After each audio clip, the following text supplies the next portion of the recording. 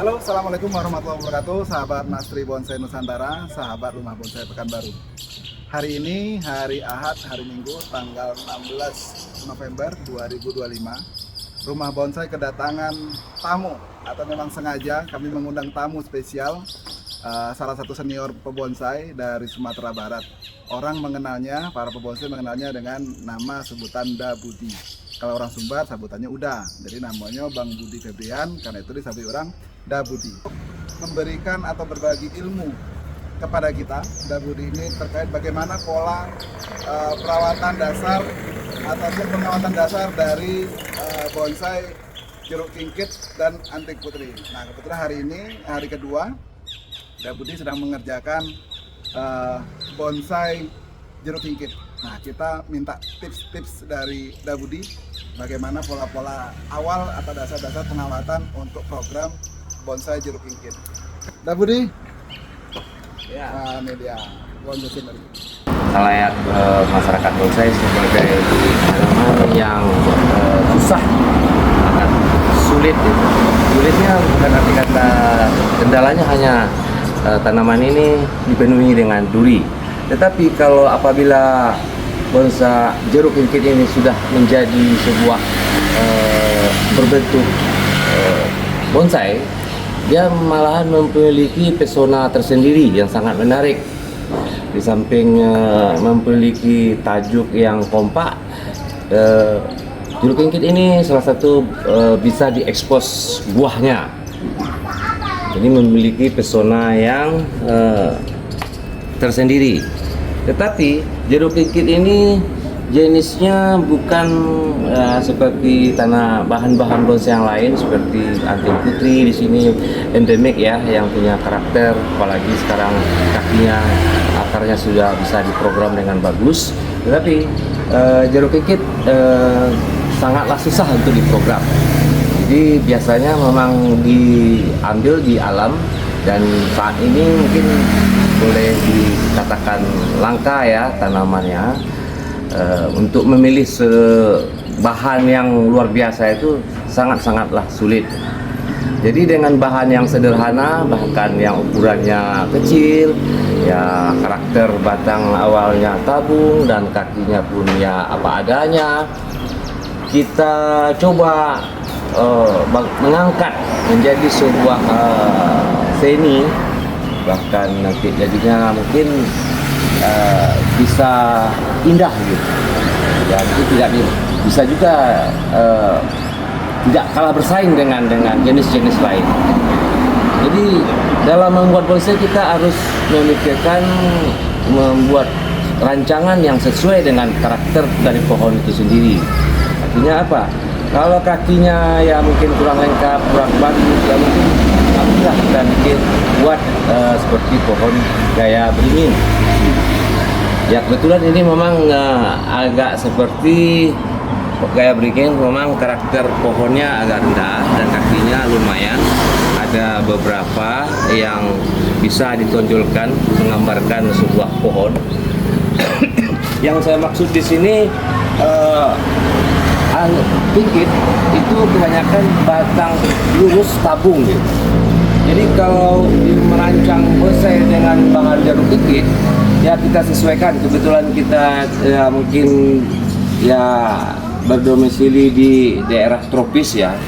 Di daerah tropis di alam kita ya mungkin pernah teman-teman melihat ya, kalau pergi ke pinggir hutan atau hutan sekalipun itu kita melihat pohon kurus tinggi gitu. Jadi percabangannya seperti natural ya, alami ya. Kadang-kadang kita terpesona melihat ada satu batang atau ada batang yang dari jauh kita lihat tinggi, hanya ujungnya berdaun gitu kan. Jadi ini salah satu potensi ya yang kita angkat ya, ciri khas ya pohon tropis, artinya yang biasa kita dilihat di hutan, tetapi jarang kita lihat untuk dijadikan bonsai. Jadi jeruk kingkit ini salah satu yang bisa kita ekspos, kita coba tuangkan dalam yang bentuk seperti yang kita dilihat di hutan.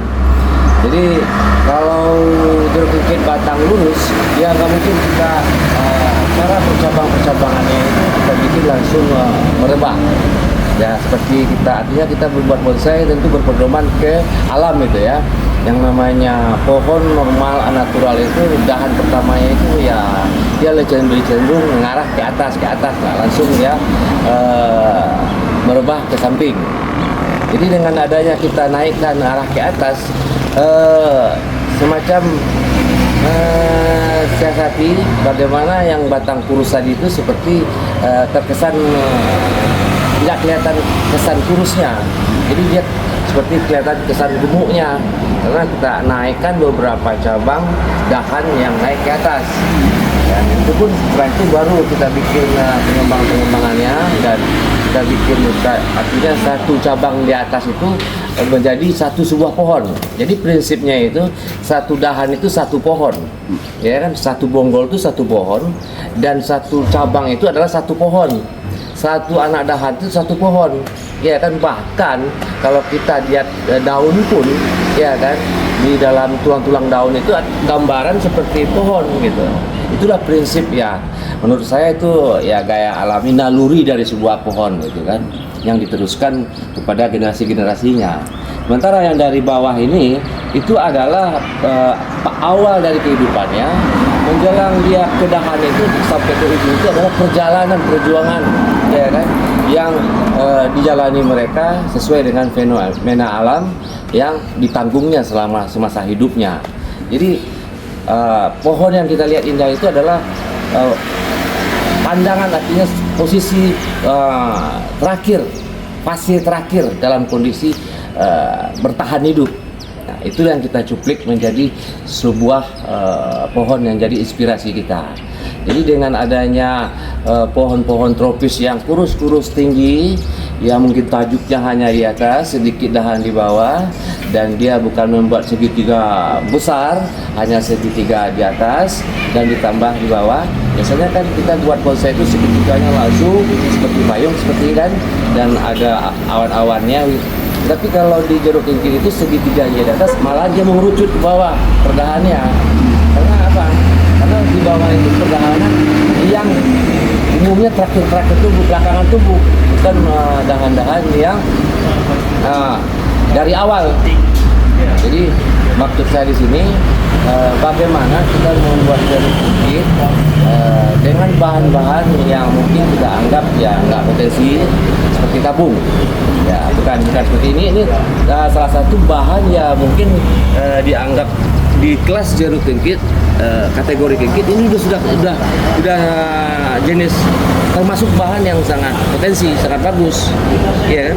Tetapi di lapangan kita banyak ketemu bahan-bahan kinкит ya mungkin kalau dibilang cocoknya untuk bakar, tetapi itu sangat-sangat potensi kita jadikan sebuah karya seni bonsai yang gayanya ya khas Indonesia. Dan bahkan di sana pun ya banyak dijadikan dihinggapi, disarangi oleh lebah-lebah. Kalau di Riau di sini biasa kawan-kawan nyebut pohon sialang, dan ini bisa bermanfaat bagi rendawan. Dan sesungguhnya kita membuat bonsai itu adalah ya terinspirasi oleh alam gitu. Jadi kita membuat bonsai, bagaimana bonsai ini ya kesannya akhirnya kita merasa melihat pohon, ya kan, kita merasa melihat pohon sehingga ingin masuk menikmati sampai ke bawah pohon, ya kan. Dan saran saya kembali juga diupayakan kurangi, ya kita membuat bonsai seperti bonsai, ya kan.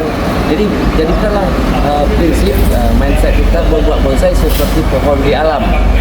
Artinya kita meniru, ya kan, meniru alam, ya kan. Pelajarilah, banyaklah melihat alam dan coba aplikasikan dalam bonsai, ya kan.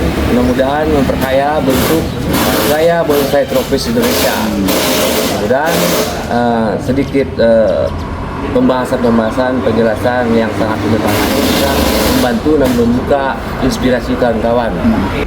Itu tadi diskusi kita terkait bagaimana kita bisa memahami bonsai jeruk kinкит yang bisa kita proses, kita bentuk berdasarkan hasil atau inspirasi dari alam. Jadi Untuk para pemula ataupun para pemain bonsai yang sudah para senior, jangan khawatir main di bonsai jeruk ikit ya. Ilmu akan ada terus.